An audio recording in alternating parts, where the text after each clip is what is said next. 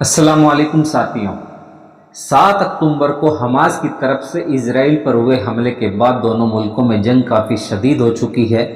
دوستو، یہ جنگ ہوئی ہے، اس میں اسرائیل کو کوئی نقصان نہیں ہوا ہے، نقصان ہوا ہے تو صرف فلسطین کو ہوا ہے۔ آج بھی آپ غزہ کے حالات دیکھ سکتے ہیں، کس طرح وہاں پر بمباری کی جا رہی ہے، اسرائیل کس طرح اپنے آتنکواد پھیلا رہا ہے وہاں پر۔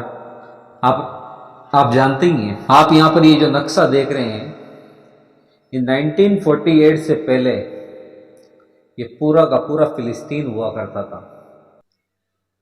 اس کے بعد دھیرے دھیرے دھیرے دھیرے دھیرے دھیرے پورا اسرائیل نے کیپچر کر لیا اس کو۔ اس سے پہلے یہ سلطنت عثمانیہ کے انڈر میں تھا، تب تک یہ پورا مکمل فلسطین تھا۔ پہلے جنگ عظیم کے بعد جب خلافت عثمانیہ کا خاتمہ ہوا تو اس کے بعد اس پہ برطانیہ نے قبضہ کر لیا، اور قبضہ کرنے کے بعد وہاں پر یہودیوں کو بسنے کی اجازت دے دی۔ اس کے بعد برطانیہ نے اس کو UN کے حوالے کر دیا، اور UN نے اس کا پارٹیشن کر دیا۔ آدھا حصہ اسرائیل یہودیوں کو دیا اور آدھا حصہ فلسطینیوں کو دیا۔ اس کے بعد دھیرے دھیرے دھیرے دھیرے دھیرے کر یہ اسرائیل نے پورا اس پہ قبضہ کر لیا۔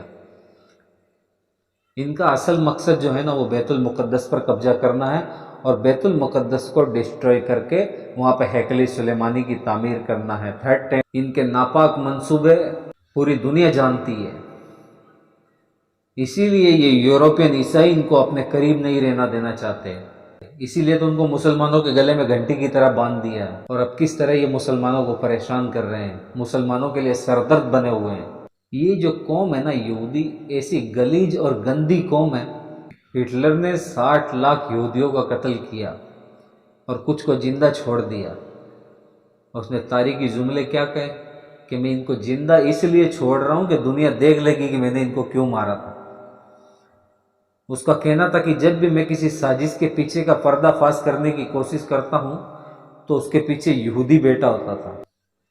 مطلب اس کا کہنے کا مطلب یہ تھا کہ ہر سازش کے پیچھے ایک یہودی چھپا ہوا ہوتا تھا۔ یہ اتنے بڑے سازش والے لوگ، اللہ کے رسول صلی اللہ علیہ وسلم کے زمانے میں یہ لوگ مدینہ میں سازشیں کرتے تھے، مسلمانوں کو آپس میں لڑواتے تھے وہاں پر۔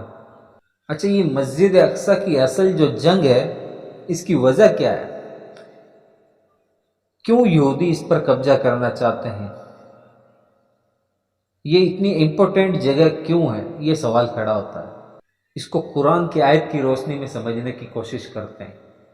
اللہ تعالیٰ قرآن میں فرماتا ہے، پاک ہے وہ ذات کو راتوں رات لے گیا مسجد حرام سے مسجد اقصی تک، جہاں اس نے اس کے آس پاس برکت رکھی ہے۔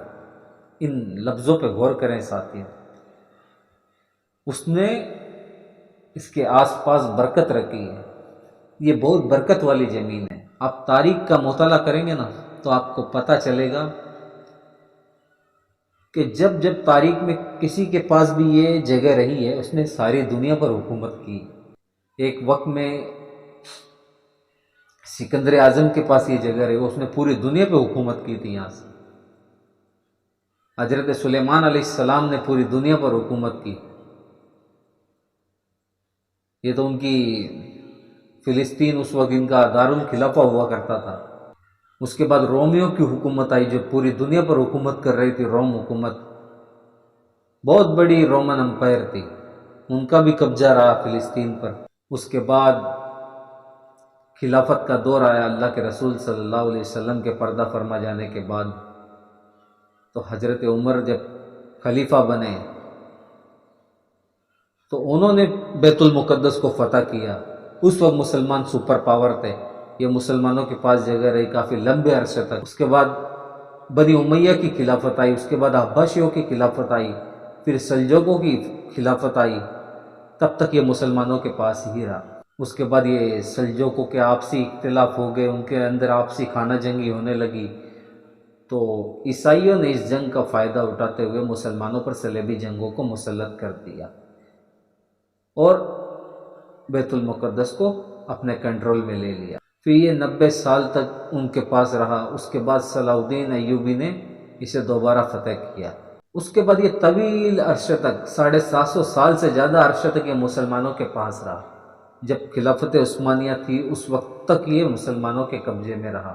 جب جرمنی اور برطانیہ کے بیچ پہلی جنگ عظیم ہوئی تو پہلی جنگ عظیم کے اندر خلافت عثمانیہ نے جرمنی کا ساتھ دیا تھا اور جرمنی اس جنگ میں ہار گیا۔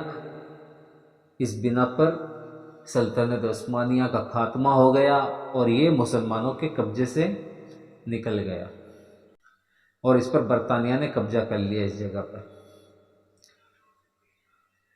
جیسا کہ انہوں نے یہودیوں سے وعدہ کیا تھا کہ آپ اگر پہلی جنگ عظیم میں ہمارا ساتھ دو گے تو ہم تمہیں اسرائیل ملک بنا کے دیں گے، تو انہوں نے وعدے کے مطابق یہودیوں کو یہاں فلسطین کے اندر جگہ دی۔ اس کے بعد برطانیہ نے اس جگہ کو UN کے حوالے کر دیا کہ اب اس کا فیصلہ تم کرو، تو UN نے اس کا پارٹیشن کر کے جگہ تھی وہاں کی وہ یہودیوں کو دے دی اور کچھ حصہ ایسا فلسطینیوں کو دے دیا، اور وہ جو بیت المقدس کا یروشلم کا جو ایریا تھا وہ 9% حصہ وہ UN نے اپنے کنٹرول میں رکھا۔ اس کے بعد جنگ عرب ممالک نے اسرائیل پر حملہ کر دیا تو اس جنگ کے اندر اسرائیل کو جیت ہوئی، تو اسرائیل نے انتراشٹریہ نیموں کا النگھن کرتے ہوئے کافی زیادہ زمین فلسطین کی جو تھی اس پر قبضہ کر لیا، اور دھیرے دھیرے قبضہ کرتے پورے فلسطین کو اپنے کنٹرول میں لے لیا اور غازہ کو ایک دم پیچھے تک دھکیل دیا۔ آج دیکھو فلسطین، دیکھو اب نقشے کے اندر فلسطین خود اب اسرائیل کے اندر آ رہا ہے۔ وہاں کی عوام جو ہے، وہاں کے مسلمان ایک ریفیوجی بن کر رہ گئے ہیں، اور اب یہ جو غازہ ہے یہ اسرائیل سے جنگ کر رہا ہے۔ یہ حماس جو وہاں مجاہدین کا جو سنگٹھن ہے یہ اپنے وجود کو بچانے کی لڑائی لڑ رہا ہے۔